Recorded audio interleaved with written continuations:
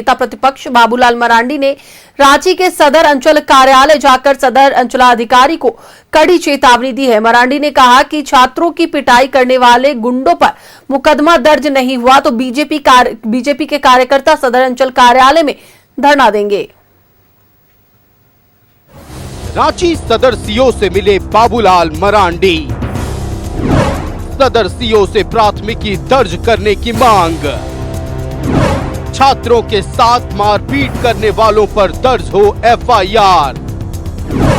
नेता प्रतिपक्ष ने सदर सीओ को दी जानकारी, प्राथमिकी दर्ज नहीं हुई तो सदर अंचल कार्यालय के बाहर देंगे धरना। रांची में जेपीएससी जेएसएससी रिफॉर्म मंच के पुतला दहन कार्यक्रम में हुए हंगामा का मामला थमने का नाम नहीं ले रहा है। मंगलवार को नेता प्रतिपक्ष बाबूलाल मरांडी समेत बीजेपी के कई नेताओं ने रांची सदर के सीओ से मुलाकात की।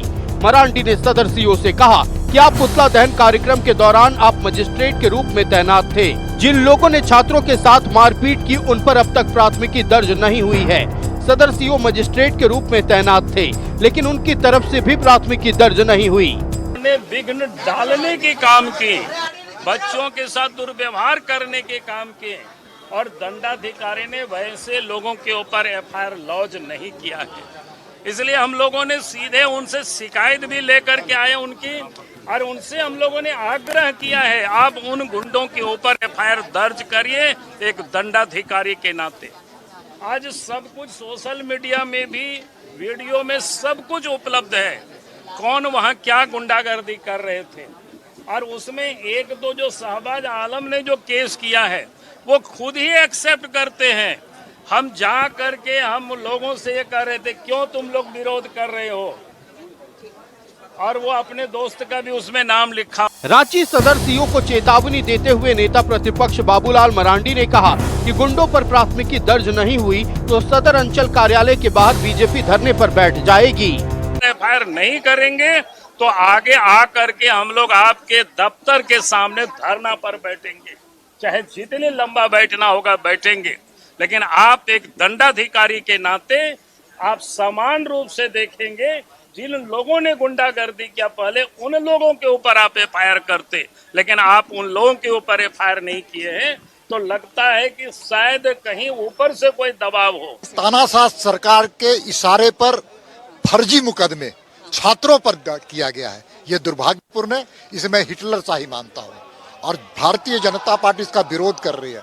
और सारे पदाधिकारी जिन्होंने एफआईआर किया उनको हम आज सीओ के पास आकर के सारी चीजों को रखें कि किस प्रकार से किसके इशारे पर एफआईआर किया गया, न्याय होना चाहिए। जिन लोगों ने हमला किया था उस पर एफआईआर। अगस्त को पुतला दहन कार्यक्रम के दरमियान में धक्का मुक्की से संबंधित एक एफआईआर मेरे द्वारा किया गया है। उस संबंध में माननीय नेता प्रतिपक्ष बाबूलाल मरांडी जी को कुछ शंकाएं थी, जिसका हमने सतर्क जवाब दिया और संभवतः वे संतुष्ट होकर के गए। चूँकि मैं वहाँ प्रत्यक्ष उपस्थित था, घटनाओं को देखा था, तो जो देखा है वही हूबहू एफआईआर में दर्ज किया है। और साथ साथ जिसका नाम मैं जानता था या अपने साथ उपस्थित पुलिस पदाधिकारी के माध्यम से जिनकी पहचान मैंने तत्काल उसी समय कर लिया था, उनका नाम मैंने दिया है। शेष 250 अज्ञात लोगों के विरुद्ध हमने एफआईआर किया है। अब आगे पुलिस अनुसंधान करेगी कि उनमें से कौन और क्या मामला है, उसमें हम नहीं जाएंगे। और जेपीएससी जेएसएससी रिफॉर्म मंच के छात्रों की पिटाई के बाद से बीजेपी खुलकर छात्रों के समर्थन में है। बाबूलाल मरांडी खुद कमान संभाले हुए हैं। सोमवार को भी नेता प्रतिपक्ष ने कोतवाली थाने में पीड़ित लड़की से जेएमएम महानगर अध्यक्ष समेत 8 लोगों के खिलाफ प्राथमिकी दर्ज करवाई थी।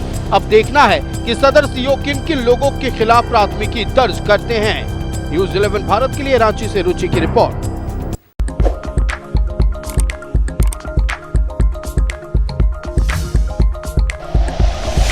Like and share videos, subscribe करें हमारा चैनल और प्रेस करें बेल आइकॉन। न्यूज़ 11 भारत, सच है तो दिखेगा।